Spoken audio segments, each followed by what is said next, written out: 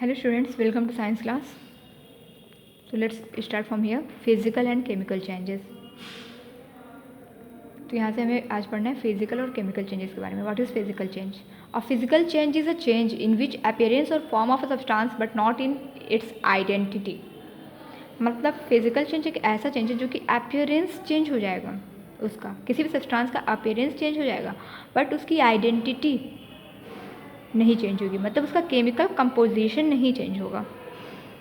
जिस चीज़ से वो बना है वो केमिकल कंपोजिशन उसका नहीं चेंज होगा बट उसकी कुछ देर के लिए उसका अपीयरेंस चेंज हो सकता है. अ physical change does not produce a new substance.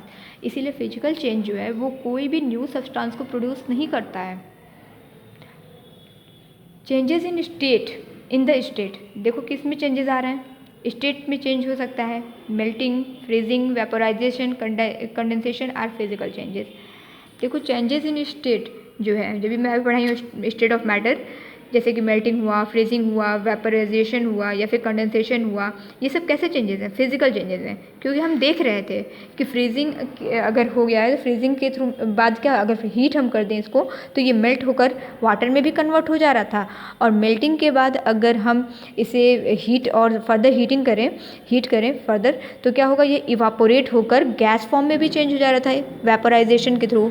और नेक्स्ट वेपोराइजेशन के बाद क्या हो रहा था कि जब हम इसको कूल कर रहे हैं, फर्दर गैस को जब हम कूल करते हैं कंडेंसेशन प्रोसेस के थ्रू, तो वो क्या होता है, वापस फिर से लिक्विड में भी चेंज हो जाता है. तो ये सारे स्टेट्स जो हैं वो फिजिकल चेंज हैं. जो स्टेट ऑफ मैटर जो चेंज हो रहे हैं वो कैसा चेंज है? फिजिकल चेंज है. वापस उसी फॉर्म में कोई भी सब्सटेंस आ सकता है. कहने का ये मतलब, जैसे वाटर से आइस में चेंज हो गया, उसका स्टेट चेंज हो गया, देखने में अपीयरेंस चेंज हो गया बट उसकी आइडेंटिटी नहीं चेंज हुई है. वो जिस चीज़ से, जिस केमिकल कंपोजिशन से जो बना है, उसके इंटरनल जो कंपोजिशन है वो नहीं चेंज हुआ है. वो वापस उसी फॉर्म में आ सकता है. तो वो है हमारा फिजिकल चेंज.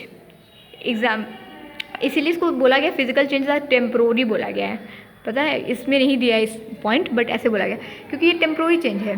हम चाहें तो आइस में वाटर को चेंज कर लें और फिर से उसको वाटर में कर लें, आइस को वाटर में कर लें, फिर से उसको आइस में चेंज कर लें. ये टेम्प्रोरी हुआ ना, परमानेंटली वो आइस में चेंज थोड़ी होता है. तो ये फिजिकल चेंज जो है वो टेम्प्रोरी होता है. नेक्स्ट क्या है, एग्जाम्पल्स कुछ दिए हैं इसके. Example of physical changes are crushing of a can. देखो यहाँ पर दिया है, देखो क्रशिंग ऑफ कैन को अगर हम क्रश कर देते हैं तो उसकी अपीयरेंस चेंज हो जाती है कि नहीं. हमें देखने में कैन ऐसा दिख रहा है बट हम क्रश कर रहे हैं तो ऐसा दिख रहा है, बट इसकी कंपोजिशन तो चेंज नहीं हुई ना, है तो ये कैन ही. तो ये फिजिकल चेंज हुआ. ठीक है. अब नेक्स्ट क्या है, example melting of ice cube and melting of candle wax. तो आइस क्यूब का मैं एग्जाम्पल दे ही चुकी हूँ. आइस क्यूब को अगर हम मेल्ट करते हैं तो वाटर में चेंज हो जाता है, तो वाटर में चेंज होने के बाद फिर से हम उसको आइस में चेंज कर सकते हैं. तो ये हमारा फिजिकल चेंज है. नेक्स्ट क्या है, मेल्टिंग ऑफ कैंडल वैक्स. अब कैंडल वैक्स भी जो है वो देख रहे हैं हम कि कैंडल वैक्स जब मेल्ट हो जाता है, लेकिन रहता तो वो वैक्स ही, उसका जो कंपोजिशन वही रहता है ना. मेल्ट होने के बाद फिर से वो देखते हैं कि अगर हम उसको छोड़ देते वो सॉलिड फॉर्म में चेंज हो जाता है, जैसे जो पिघल के गिरता रहता है. और जैसे ही ये फ्लेम ऑफ होता है, देखो नीचे पूरा इतना इकट्ठा जो हुआ रहता है गिरकर, वो क्या होता है, फिर से सॉलिड फॉर्म में चेंज हो जाता है. तो ये जो भी एग्जांपल है वो फिजिकल चेंज के हैं क्योंकि वापस उसी फॉर्म में आ जाता है. इसीलिए बोला गया physical changes are mostly reversible. Mostly क्या होते हैं, रिवर्सिबल होते हैं, वापस से उसी फॉर्म में आ जाते हैं. जैसे कि रिवर्सिबल का एक साइन भी है यहाँ पर. जैसे आइस है, आइस क्या हुआ, वाटर में चेंज हुआ, ऐसे है साइन, सॉरी ये वाला साइन, ये वाला समझ लो. आइस क्या हुआ, वाटर में चेंज हुआ, फिर से वाटर किस में चेंज हो जाता है, आइस में. फिर से किस में चेंज होता है, आइस में. तो ये रिवर्सिबल हुआ. Ice to water, water to ice change कर सकते हैं. तो फिजिकल चेंजेस आर रिवर्सिबल.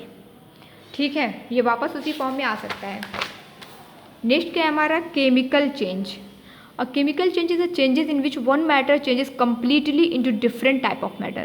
अब देखो केमिकल चेंज में क्या हो रहा है, वन मैटर, एक मैटर के कम्प्लीटली चेंज हो जा रहा है डिफरेंट टाइप के मैटर में. मतलब कि अगर हम उसमें कोई भी चेंजेस ला रहे हैं वो कम्प्लीटली चेंज हो जा रहा है.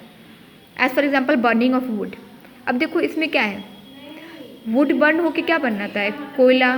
कोयला फिर एशेज चेंज हो जाता है, और फिर से वापस अगर ऐश में वो चेंज हो गया है तो उसको वापस से तुम चाहो, या फिर कोयले में ही अगर ले लें, हम कोल में चेंज हो गया तो फिर से अगर हम वापस चाहें तो क्या उसको वुड में चेंज कर लेंगे? नहीं कर पाएंगे, क्योंकि वो उसका पूरा केमिकल कंपोजिशन ही अलग हो गया है और वो एक मैटर से चेंज होकर दूसरे मैटर में बदल गया है।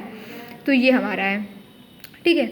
रस्टिंग ऑफ आयरन नेल, अब देखो rusting of iron nail, iron जो लोहे पर जो जंग लग जाती है, रस्टिंग होती है, वो भी किस तरह का चेंज है? केमिकल चेंज है, कि उसमें भी एक मैटर जो है वो, अगर हम एकदम आयरन नेल साफ़ सुथरा ले रहे हैं और अगर मॉइस्चर के एयर और मॉइस्चर के प्रेजेंट में अगर वो आ गया तो उसके बाद उसमें रस्टिंग हो जाती है, ऊपर जंग लग जाती है। अब क्या वापस हम उसको जैसे लाए थे वैसे बना सकते हैं? नहीं बना सकते हैं, क्योंकि वो उसका पूरा केमिकल कंपोजिशन चेंज हो गया है ना। तो इसको हम बोलते हैं केमिकल चेंजेस, जिसमें कि पूरा अंदर का केमिकल कंपोजिशन चेंज हो जाता है।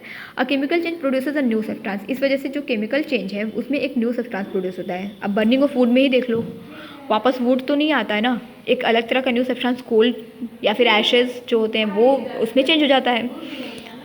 नेक्स्ट क्या है? Example of changes, chemical changes are combustion, burning, हाँ बर्निंग से कोई भी चीज़ अगर हम बर्न कर रहे हैं, बर्निंग ऑफ पेपर भी अगर ले लें तो वो भी कैसा चेंज है? केमिकल चेंज है, क्योंकि पेपर बर्न होने के बाद एशेज़ में जो चेंज हो जाता है राख में, और राख फिर से राख क्या है, हाँ मतलब वही एशेज़ में चेंज हो जाता है, और एशेज़ फिर से वापस से पेपर में नहीं चेंज होते हैं, ठीक है। नेक्स्ट क्या है? बॉइलिंग ऑफ एग, हाँ अब ये सबसे बेस्ट एग्जाम्पल देख लो, तुम लोग इसको समझ जाओगे। बॉइलिंग ऑफ एग, देखो बॉइलिंग ऑफ एग भी क्या है? केमिकल कंपोजिशन इसका चेंज हो जा रहा है। देखो एक लिक्विड फॉर्म में रहता है, अब उसको हम बॉयल जब कर लेते हैं, बॉयल करने के बाद क्या फिर से तुम उसी फॉर्म में ला सकते हो एग को, जैसे तुम डाले थे वाटर में? नहीं। तो ये कैसा चेंज है? केमिकल चेंज, जिसमें कि एक न्यू सब्सटेंस प्रोड्यूस हो रहा है। Rusting of iron nails, chemical changes are irreversible, ये इरिवर्सिबल है, हम उसको वापस उसी फॉर्म में नहीं ला सकते हैं जिस फॉर्म में हम उसे लिए थे। जैसे कि एग को ही ले लो, एग को हम जब लेते हैं तो वो क्या अंदर उसका कि सेमी थिक थोड़ा सा वो रहता है ना। अब नेक्स्ट उसको हम बॉयल जब कर देते हैं वो क्या होता है? पूरा सॉलिड स्टेट में हो जाता है, फ्लूइड से लेके सॉलिड स्टेट में हो जाता है पूरा। तो जब वो सॉलिड में लिक्विड सॉलिड में चेंज हो जाता है उसके बाद हम वापस उसको चाहें तो उस फॉर्म में नहीं कर सकते हैं। तो ये इरिवर्सिबल चेंज है और इसी को हम बोलते हैं केमिकल चेंज।